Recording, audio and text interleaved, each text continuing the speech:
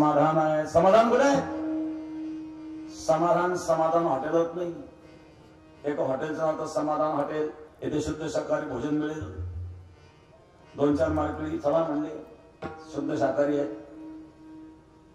सकाळी सकाळी भजे तळायला सुरुवात केली. भजे तळता तळता कढईमध्ये उंदराने उडी मारली. भज्या बनवून दिली, तळून निघला, शेपूट धरून दिलं फेकून. पुन्हा त्याच तेलामध्ये गरमागरम भजे शुद्ध शाकाहारी. हे 2-4 माळकरी गेले. 500 रुपये बिल घालून पैसे कोणाच होत नाही. लागले 1 रुपयाला. हॉटेल मालक मध्ये पैसे काढा. एक जण म्हणला आणून देतो. आणून देतो नाही, पोट काढून ठेवा. पैसे आणून द्या, मग पोट घेऊन जा. आपल्या हॉटेलचं समाधान आहे. हा, हॉटेलचं नाव समाधान आहे. पैसे दिले तर समाधान, नाही तर पोलीस स्टेशनला फोन करतो म्हणजे. फुकट भजे खाल्ले, पैसे द्यायचा फक्त. मिळालं का समाधान? समाधानाची जागा कुठे? तेने सदा चित्ता समाधान. सदा नाम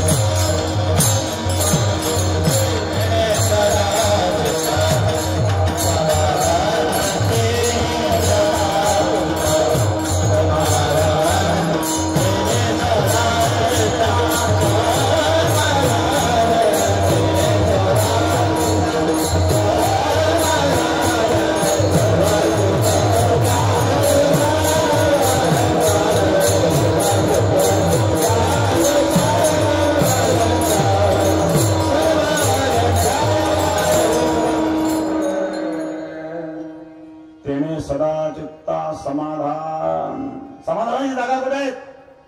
भगवत चिंतनामध्ये समाधान आहे. प्रेमाने भगवंताचं चिंतन. राम नाम दोन्ही अक्षरे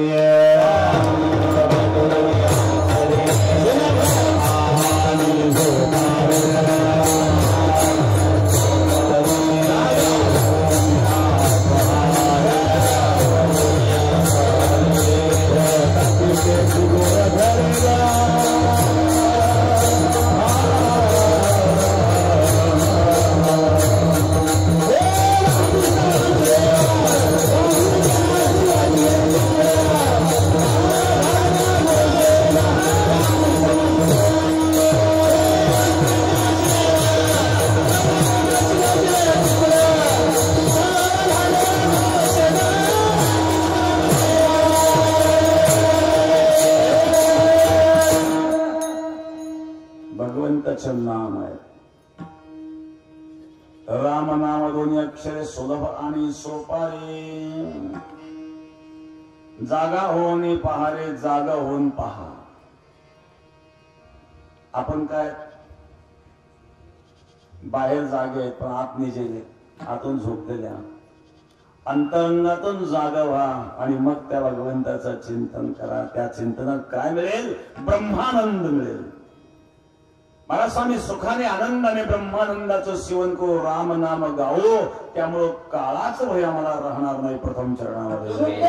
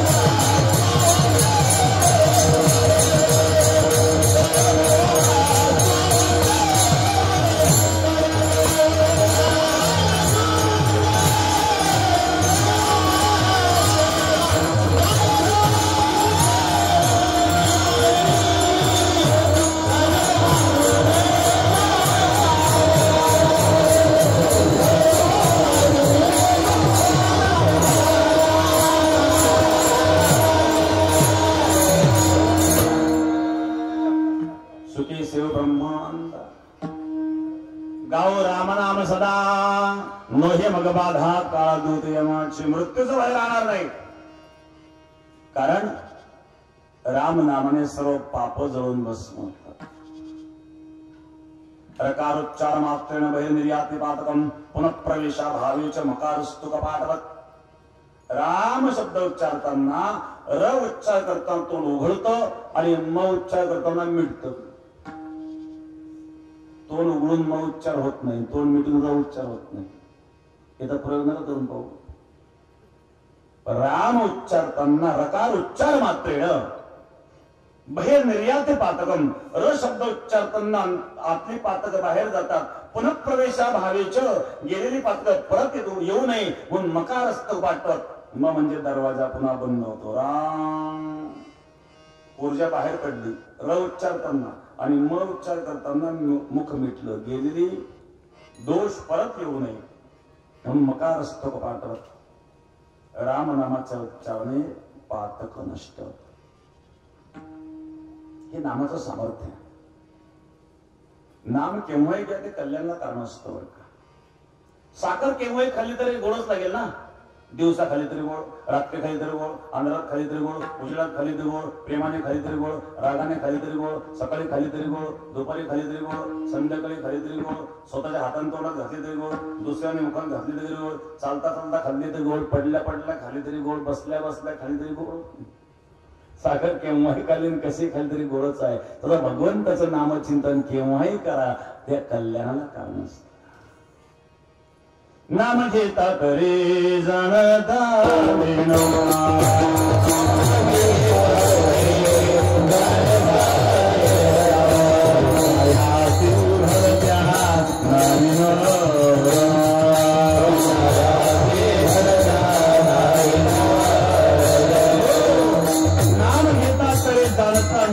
केव्हाही घ्या, कसंही घ्या.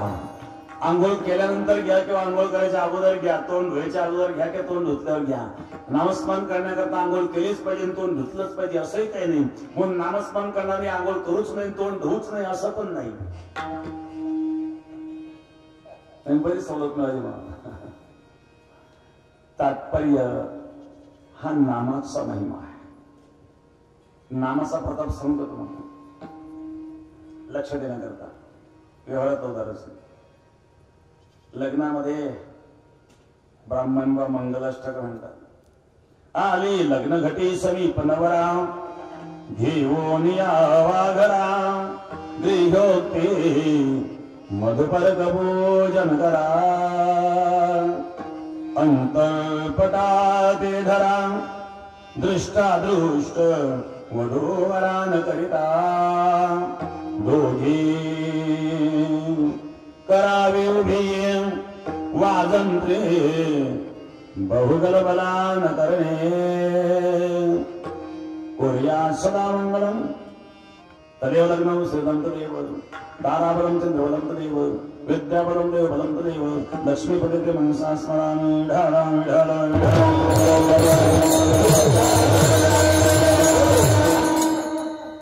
मंगलाष्टक झाले. ब्राह्मण म्हणले बाईसाहेब नाव घ्या. नाव घ्या म्हटलं तर हा टोक तिरका करून कान उघडा करतो.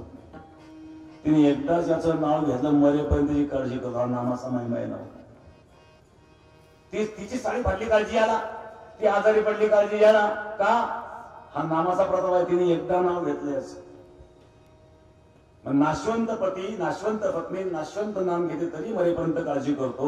मग अविनाश परमात्म्याचा विनाश नाम भक्ताने घेतलं तर भगवान परमात्मा का काळजी करणार नाही. महाराज सांगतात सुखी सेव ब्रह्मानंदा, गाऊ राम नाम सदा, नोहे मग बाधा काळदूत यमाची. भगवंताचं चिंतन करणाऱ्याला मृत्यूचं भय नाही आहे. श्रीमद भागवतामध्ये उदाहरण आहे. अजामिल पातकी होता, पण तो मरताना नारायण शब्द निघाला. प्राण जाते वेळी म्हणे नारायण, त्यासाठी विमान पाठविली. हा नामाचा महिमा आहे. म्हणून भगवत चिंतन करावं आणि भगवत प्रेम निर्माण व्हावं. एक मनुष्य म्हणला महाराज काय करावं, ज्ञानेश्वरी वाचायला बसलो का झोप लागायला लागते, हातात माळ घेतली जप करायला सुरुवात केली की झोप लागायला लागते, कीर्तनात येऊन बसले की झोप लागायला लागते. त्याला विचारलं नोटा मोजताना झोप येते का? नाही म्हणे नोटा मोजतात. मग नोटा मोजतात काय येत नाही बरं? याचा अर्थ नोटाला माझं समजतो, परमात्मा आपलं समजित नाही, हाच दोष आहे अंतःकरणामध्ये. पण त्याकरता अंतःकरणामध्ये खरोखर भगवत प्रेम निर्माण व्हावं. भक्ताचं आणि भगवंताचं प्रेम असतं. जीवीची जीवा प्रेम, भावाची भावा, तुझं वाचून केशे आणून आवळे. जीवाच्या आणि प्राणाच्या पलीकडे प्रेम हे शुद्ध प्रेम आहे. अशा प्रेमाने प्रेमी वेळ भजन नाका विडा मोती अर्था विडा पोथी वाचून काय. आणि म्हणून जेव्हा भगवत प्रेमाने तुम्ही भगवत भजन कराल तेव्हा तुम्हाला मृत्यूचं भय राहणार नाही, निर्भय व्हाल. आणि निर्भय होऊन मग जेव्हा तुम्ही भजन कराल त्या नामाचं फल मिळेल, कर्माचं बंधन तुटेल. अशा प्रकारे महाराज द्वितीय चरणात सांगतात.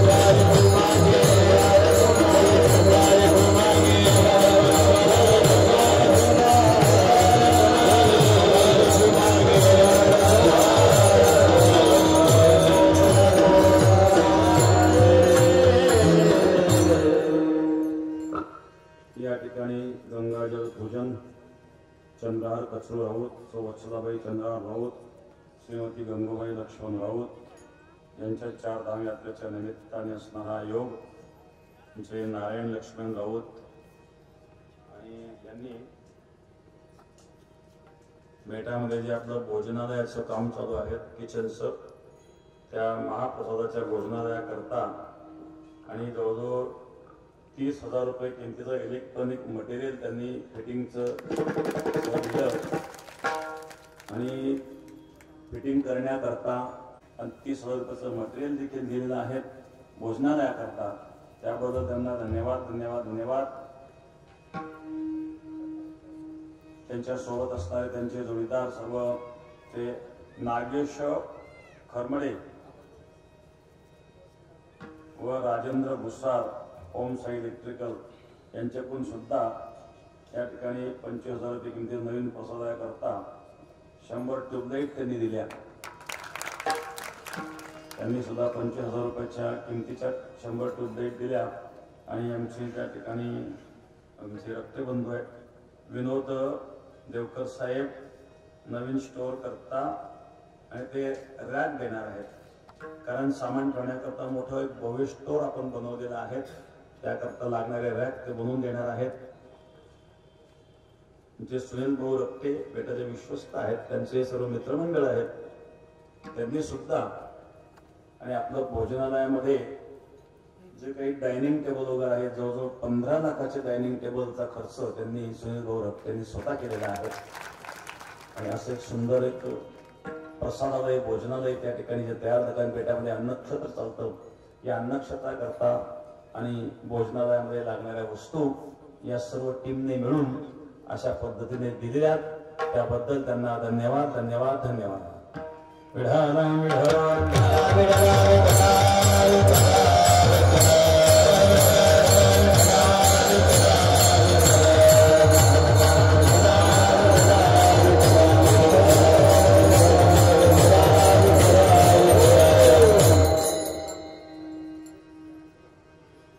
सचिन भाऊ पवार यांनी बेटामध्ये जवळजवळ 21 फेब्रुवारी ते 25 फेब्रुवारी या कालावधीमध्ये राष्ट्रीय स्वयंसेवक संघाचे एक शिबिर होतं.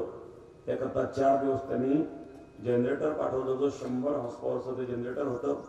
तर ते 4 दिवस त्यांनी त्या ठिकाणी सेवार्थ दिलं त्या कार्यक्रमाकरता, त्याबद्दल त्यांना धन्यवाद. करू वासुदेव स्मरण तेणी तुटे रे बंधन, खंडेल कर्माचे वदन वासुदेव जपताची. भगवंताच्या चिंतनाने कर्माचं बंधन तुटतं. खंडेल कर्माचे वदन याचा अर्थ काय? कर्म तर प्रत्येक व्यक्ती करून करतात, पण आसक्तीयुक्त अंतःकरणाने केलेलं कर्म त्याच्या सुखदुःखाला कारण ठरतं. अनासक्त अवस्था असताना जे कर्म केलं ते कर्मामध्ये धरल्या जात नाही. भगवत प्रेम निर्माण झाल्याच्या नंतर संसाराचं रहस्य कळाल्यानंतर संसाराची आसक्ती नष्ट होते आणि आसक्ती नष्ट झाल्याच्या नंतर घडलेलं कर्म हे बंधनाला कारण ठरत नसतं.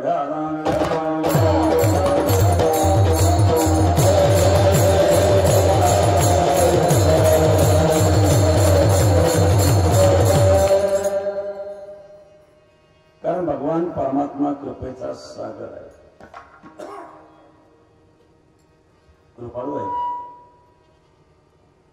एकदा भगवान रामचंद्र वनवासाला निघाले. वनवासाला निघाल्यानंतर नदी आडवी होती, गंगा नदी. केवटाला हाक हे केवट, नाव घेऊन येतो. त्या केवटाने पाहिलं तर भगवान रामचंद्र दिसतात. केवटाची आई सुद्धा होती. म्हणजे बाळ हे भाग्य आहे तुझं, हा योग पुन्हा येणार नाही, या संधीचा लाभ सोडू नको. केवटाच्या आईची इच्छा आहे रामाचे पाय धुवून तीर्थपाशन करावे. राम तर पाय धुवून देणार नाही. ते एक युक्ती केली, माझं निरोप सांगले रामाला, आम्ही तुम्हाला नावात घेणार नाही. सांगितलं माझी आई म्हणते आम्ही तुम्हाला नावात घेणार नाही. भगवान रामचंद्र म्हणले, का कैकेयीची मावस बहीण आहे काय?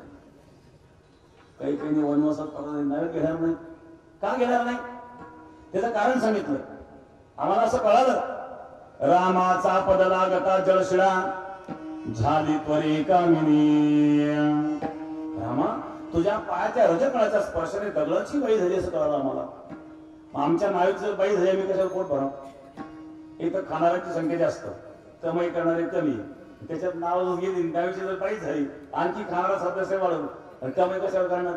आम्ही तर नावेत घेणार नाही. रामन सांगितलं काही पर्याय नाही का. हा एक पर्याय मिळाला. म्हणजे काय, अगोदर हातपाय स्वच्छ धुवा पुसा मग नावेत बसा. भगवान ठीक आहे घ्या धुवून. आणि केवळ रामप्रभूंचे पाय धुतात. जिन चरण की चरण पादुका भरत रहे लोडाही, सोही चरण केवट धोई दिन्ही तब हरि नाम चराये. भजमन रामचरण सुखदायी, भजमन रामचरण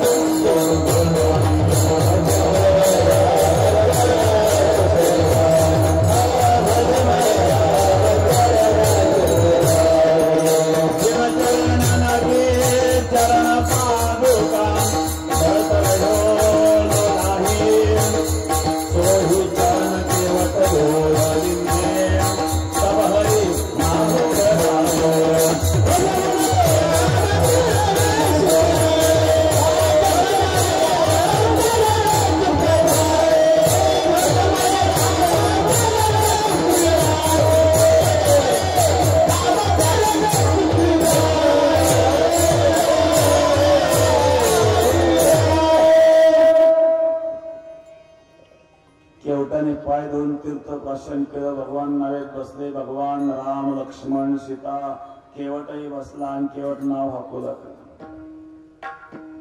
नाव हे सुद्धा एक वाहन आहे. जे साधनं असतात ना, जे वाहनं असतात ना, त्या वाहनाच्या ड्रायव्हरचं तोंड पुढे असतं का मागे हो? तुमच्याकडे कसं काय? पुढेच आहे ना. पण एक साधन असं की त्या ड्रायव्हरचं तोंड मागे असतं. म्हणजे नावाडी नाव हाकताना त्या तोंड पुढे असतं लोकांकडं. आणि म्हणून हा नावाडी केवळ नावेत बसला. पण नावेत बसला असताना देखील रामप्रभूंचं अवलोकन करतो. हे एकच साधन असं आहे की त्याच्या ड्रायव्हरला साधन चालवताना समाजात आदेश पाहता येत असतात बसणाऱ्यांकडे. म्हणून राम लक्ष्मण सीता यांचं मुखावलोकन करू लागले. भगवान राम प्रभूंचं स्तोत्र. राजा सुकुमार बदनाचा पुतळा रवी शिशिकळा लोपदे चंद्र सूर्याचं तेज पिक पडावं असं त्या परम रामप्रभूंचं स्वरूप पाहिलं. देवान विसरला. पलीकडच्या त्याला नाव कधी गेली कळलं नाही. नाव पलीकडे गेली. भगवान खाली उतरले आणि मोबदला देण्याकरता रामप्रभूंनी अंगठी काढली. त्याच्या हातात दिली. हे घे, खाणला मी घेणार नाही. का? अरे व्यवहार आहे तो. पलीकडून अलीकडे आम्हाला नावेत बसून आणलं ना, मग मोबदला देण्याचं काम आहे. पण मला व्यवहार करतो म्हणून तर मी मोबदला घेत नाही. मग काय व्यवहार करतो तुला? ज्याचा समान धंदा आहे त्याने एकमेकाकडून मोबदला घेऊ नये. असं म्हटलं लक्ष्मणाचे डोळे लाल झाले. समान धंदा? तू कुठं आम्ही कुठं? समान धंदा कहा? राजा भोज कहा गंगुतीली? समान धंदा कसा काय? भगवान रामचंद्र म्हणले लक्ष्मण तुला भाषा कळणार नाही. भक्ताची भाषा बघून तुला कळत असते. तरी पण समान धंदा कसा काय सांगू का? म्हणजे समान धंदा कसा करू? या लाकडाच्या नावेत बसून व्यावहारिक नदीतून तारून नेणारा नावळ मी आणि नामाच्या सरसवरी नावारी अवधारी सरस नावाच्या नौकेत बसून मायावी नदीतून तारून नेणारा नावडी तू नावडी मी नावडी. धंदा कसा आहे? समान आहे. मग नावेने नावेत गाडी किती पैसे घ्यावं त्यांनी? मग ज्याचा समान धंदा आहे त्यांनी मोबदला घ्यायचा नसतो. मग जशी ही नावडी किनाऱ्याला लावली ना, तशी माझी सुद्धा नाव तू किनाऱ्याला लाव. नाव किनारे लगा, नाव किनारे लगा.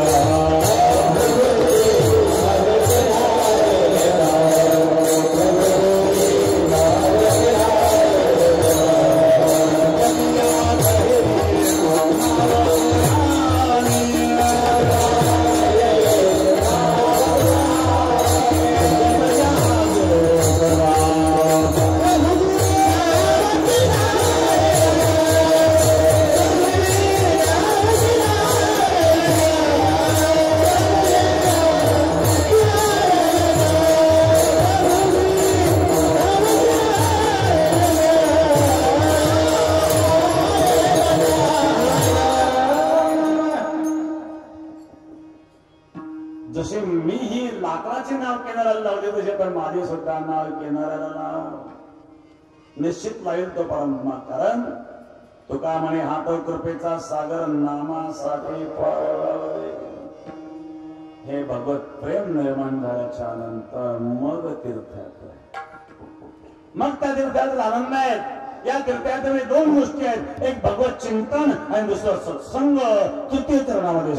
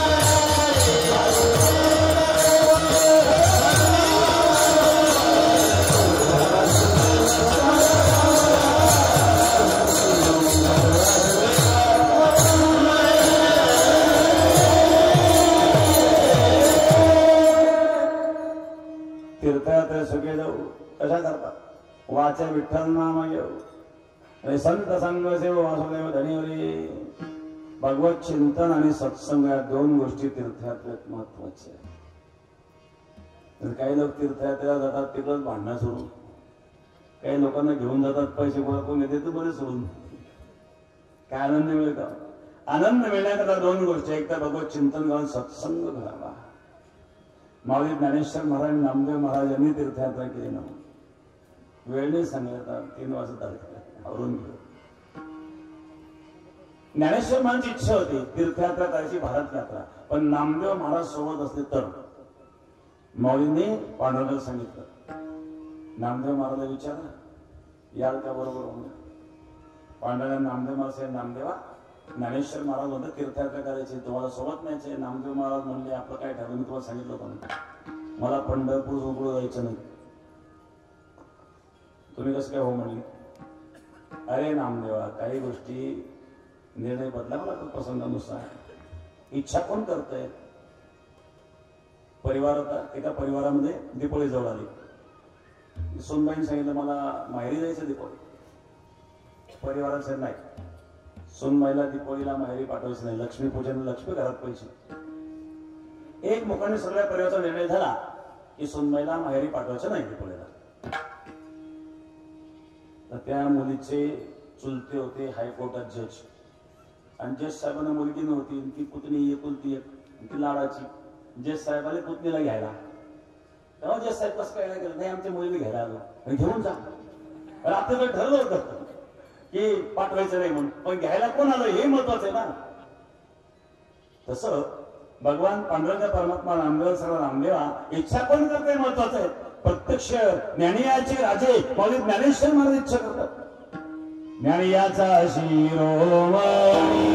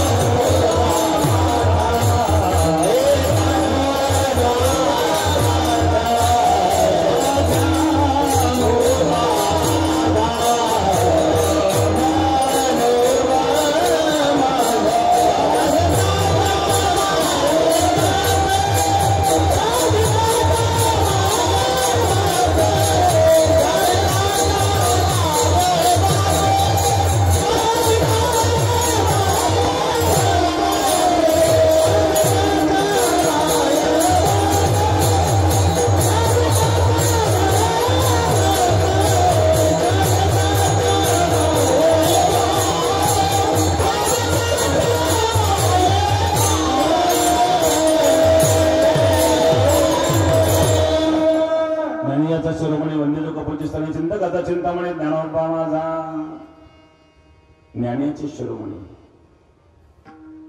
ज्ञानाचे आचार्य ज्ञानेश्वर महाराज, भक्तीचे आचार्य नामदेव महाराज आहेत.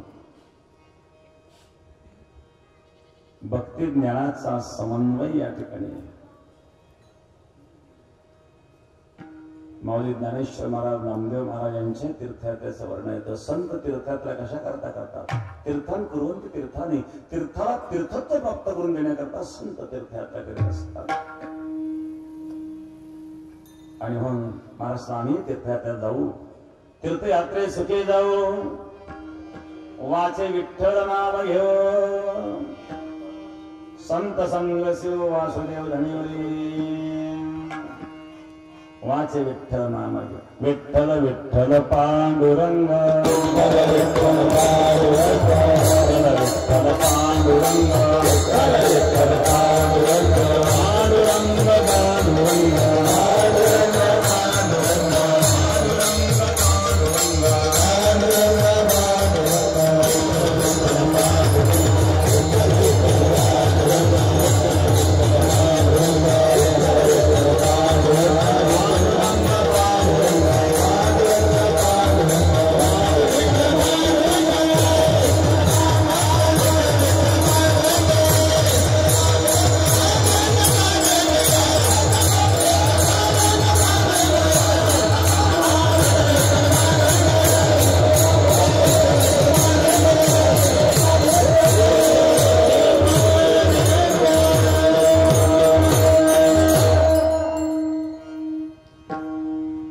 विठ्ठल नाम घेऊ आणि संत संग शिव वासुदेव धनिवरी. सत्संग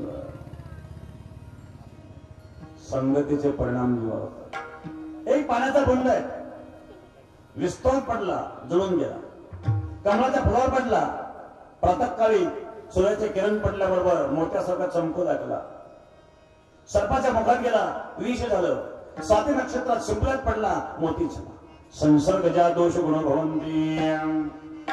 विश्वाच्या संगतीने जळून गेला, कमळाच्या फुलाच्या संगतीने शोभायमान झाला, सर्पाच्या संगतीने विष्णूप झाला आणि शिंपल्याच्या संगतीने मोती झाला. जसं संगतीला पाण्याच्या गुंडावर पडणे होतं त्याप्रमाणे सत्संगाने काय होत? विवेक निर्माण होतो. बिनु सत्संग विवेक न होय. संगत संतन तू करे, संगत संतन तू करे,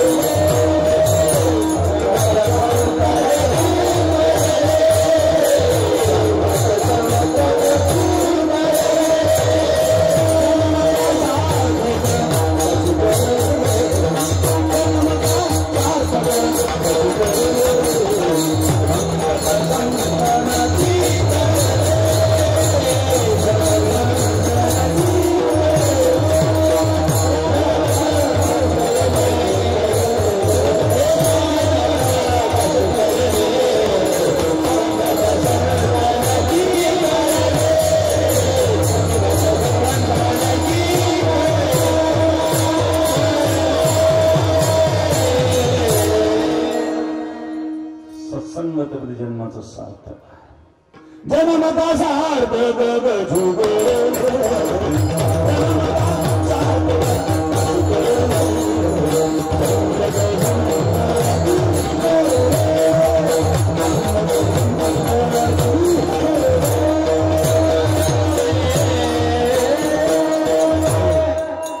आणि आवाज दाबू नको मोकळा. तीर्थयात्रे सुखे जाऊ, वाचे विठ्ठल नाम घेऊ. भगवत चिंतन सत्संग. आता दुःख संपलं, त्या दुःखाची कारण संपली. इथं दुःखाची 4 कारण सांगितलं महाराजांनी. लोभ, ममता, आशा आणि उदारता. लोभ दुःखच कारण. लोभी माणसं कधी सुखी नसतात. काही लोक इतके लोभी असतात, चमडी जायला की दमडी न जाय. एका माणसाने काय सुपारीला छिद्र पाडलं, दोरा वगन टांगून ठेवली. ज्याचं जेवण झालं त्याने सुपारी चढवायची आणि पुढे ढळायचं. सुपारी खायचं कामही होतं, खर्चही वाचतोय. त्याला मुलाचं लग्न करायचं होतं. आता अशा घरामध्ये मुलगी कशी पाहिजे, जपून चुकून वागणारी. एका ठिकाणी मुलगी पाहायला गेले, तिथं तर असं नाही होता, जेवण झाल्यानंतर सुपारीचा वास घ्यायचा आणि ठेवून द्यायचे. शाबास, आपल्या पुढे एक पाऊल. या घरातली मुलगी करायला काय हरकत नाही, निश्चित जपून चुकून वागत म्हणजे. किती लोक असतात. श्रीमद भागवतामध्ये कथा आहे हिरण्याक्ष.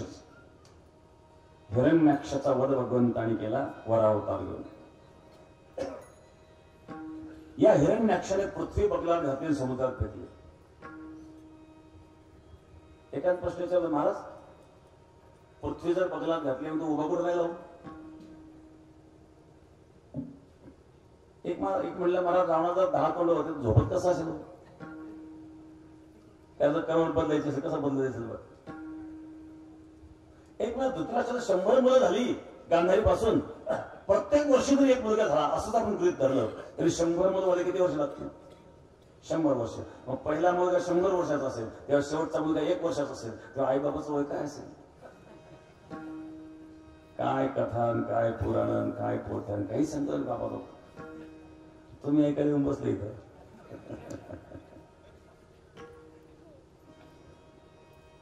पुराणामध्ये ज्या कथा असतात त्या कथांच्या पाठीमाग एक आध्यात्मिक विचार असतात. हिरण्याक्ष, हिरण्य म्हणजे धन, अक्ष म्हणजे डोळा. हिरण्याक्ष, ज्याला डोळ्यामध्ये धनाशिवाय दुसरं काहीच दिसत नाही त्याला हिरण्याक्ष. तेव्हा एकच हिरण्याक्ष होता. पैसा करता काही कराल त्या हिरण्याक्षच. हिरण्याक्ष म्हणजे लोभ. आणि याचा वध करण्याकरता भगवंताने वराह अवतार घेतला. वराह म्हणजे संतोष. सर्वात संतुष्ट प्राणी म्हणजे वराह. बघा तुम्ही, त्याला काय खायला गुलाबजाम आहे का? कुठं राहतो? घाणीत राहतो, पण कसा दष्टपुष्ट आहे. हा गुलाबजाम खातो, हा बदामचा शिरा खातो, पण पापडावच. त्याला तर काहीच नाही, तरी कसं दष्टपुष्ट. ते चेहरा तरी नाराजी आहे का? चेहरा बघा तुम्ही वराहाचा. वराहाच्या चेहरा कधीच नाराजी नाही. प्रतिकूल परिस्थितीमध्ये समाधान कसं प्राप्त करावं हे शिकायचं असेल तर वराहाकडून शिका. आणि म्हणून वराह अवतारात हिरण्याक्षाचा वध केला. संतोषाने लोभाचा नाश करायचा असतो.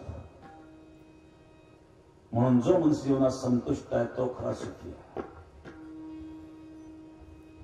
जे आवे संतोष धन, सब धन ढोरी समान. दरिद्रस्तो असंतुष्टो, जो असंतुष्ट आहे तो दरिद्री आहे, जो संतुष्ट आहे तो खरा धनवान आहे. आणि म्हणून लोभ नष्ट करा. दुसरे ममता. एक मनुष्य वर्तमानपत्रात बातमी वाचित होत. हेडिंगला बातमी होती, बसची ट्रकची धडक झाली, 12 जागेवर ठार, 15 गंभीर जखमी, 18 किरकोळ जखमी. हेडिंग वाचून तो पानं उलटीत होता. तेव्हा एक माणूस पडत पडत होतो. मग ते कळलं का? म्हणे काय बसची ट्रकची धडक झाली. हो आताच बातमी पाहिली म्हणली. हेडिंग वाचलं म्हणे. काय बातम्या वाचतात? दररोज लोक धडकतात एकमेकाला, आपण काय करावं? बातमी नीट वाच. काय झालं? लोक धडकत मरतात, आपण काय करणार? बातमी नीट वाच. 12 जागेवर गेले आणि त्या 12 मध्ये तुझी सासूबाई आहे. नीट वाच बातमी. मग ते नावं वाचायला सुरुवात केली. अगोदर हेडिंग वाचून पुढे चालला होता. नावं वाचल्या, नावामध्ये जेव्हा सासूबाईचं नाव वाचलं, लागला मोठ्या मोठ्या लढायला. कसं झालं? मी म्हणलं होतं आजचे दिवस जाऊ नका, माझं ऐकलं नाही ना. बरं, सासूला रडावंच लागतं. घरात भांड्याकडे सुरुवात. बघा किती निष्ठुर आहेत. माझी आई गेली, यांच्या डोळ्यात अश्रू सुद्धा नाही. लागला मोठ्या लढायला. काही क्षणापूर्वी म्हणत होता असे किती लोक मरतात, धडका देतात, आपण काय करणार? पण तो मेलेल्यांमध्ये कोणीतरी माझा आहे हे कळायला वळायला लागला. महाराज हे ममता आहे. तिसरे आशा. आशा ही परमं दुःखम नैराश्यम परमं सुखम. आशेमध्ये जीवन चाललंय. सर्व सुखाची आशा जन्म गेला, क्षण एक मुक्ती यत्न नाही केला. हिणता दिशा क्षण पावला, माया वेष्टेला जीव माझा. आशेवरच माणसं जगतात. आणि चौथ्या उदार व्यथा. पुणे मुंबई संभाजीनगर सगळे पोट भरेनेच भरले. का तुम्ही इथले का? नाही आम्ही इथले नाही, पोट भरायला आलोय. नामदेव महाराज सांगतात वीत भर पोट लागले से पाठी साधू संग गोष्टी करून दे. पोट माझी माता पोट माझा पिता पोटाने ही चिंता लागलेली. या 4 गोष्टी दुःखाला करण्यात महाराज सांगतात भगवंताचं भजन सोडून आम्ही या 4ही गोष्टी करता सायास करणार नाही. चतुर्थ चरणामध्ये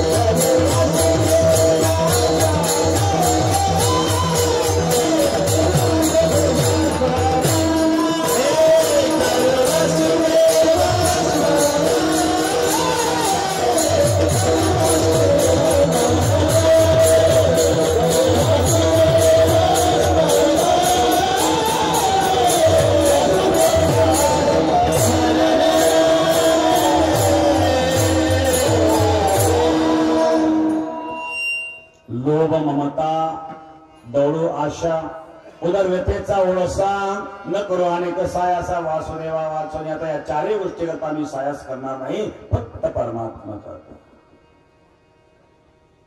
आणि हेच खरं परमात्मातलं वर्म आहे. सगळ्या धर्माचे कर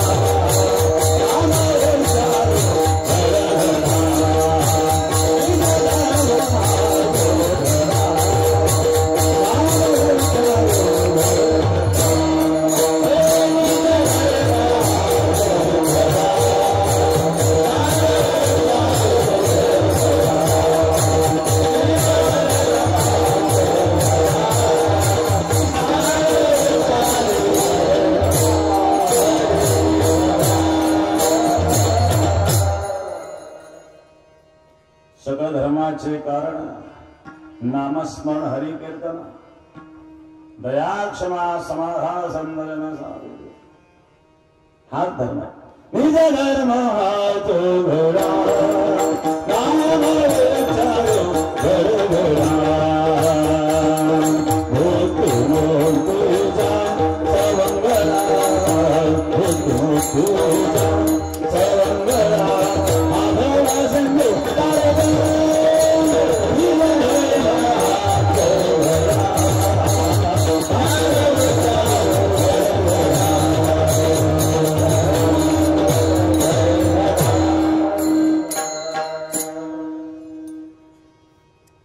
म्हणून या ठिकाणी सांगितलं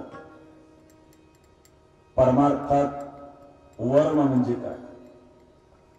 हे वर्माचंही वर्म आहेत आणि सर्व धर्म यात साठलेले आहे ते म्हणजे नाम. शेवटच्या चरणामध्ये मुख्य वर्माचे हे वर्म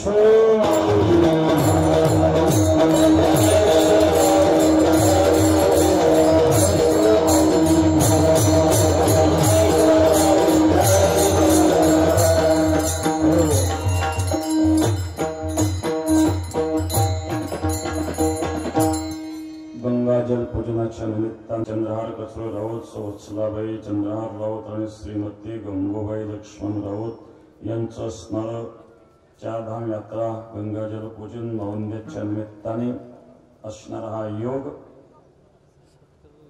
उपस्थित सर्व मान्यवर